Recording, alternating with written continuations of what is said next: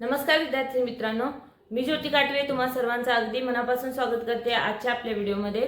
आज आपण शिकणार आहोत पॉझिटिव्ह कंपोनेंट्सचा स्मॉल फ्रेंड्सचा फॉर्म्युला। आतापर्यंत आपण बिग फ्रेंड्सचा फॉर्म्युला शिकलो होतो। आजपासून आपल्याला स्मॉल फ्रेंड्सचे कॅल्क्युलेशन स्टार्ट करायचं आहे। आजचा आपला फॉर्म्युला आहे स्मॉल फ्रेंड्सचा +4 चा फॉर्म्युला।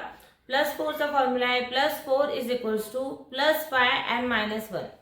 5 आपल्याला इथे बेस घ्यायचंय। जसं आपल्याला 4 + 1 करायचं असेल तर 4 + 1 आपण डायरेक्टली करू शकतो, तर हे 5 होतील। त्या प्रकारे आपल्याला इथे युनिट बिट्स नसतात, तर त्यावेळेस आपल्याला इथे फॉर्म्युला यूज करायचा आहे। +4 चा फॉर्म्युला आहे +5 -1। व्हिज्युअलायझेशन साठी फिंगर्सवर +5 -1 अशा प्रकारे हे कॅल्क्युलेशन होतं। चला तर मग काही क्वेश्चनच्या थ्रू आपण हा फॉर्म्युला पूर्णपणे समजून घेऊया। फर्स्ट क्वेश्चन मी घेतलेला आहे 9 + 5 + 4।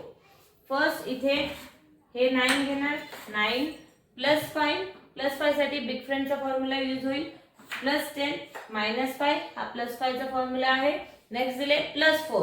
आता +4 चा बिग फ्रेंडचा फॉर्म्युला काय आपला +4 = +10 and -6 बरोबर।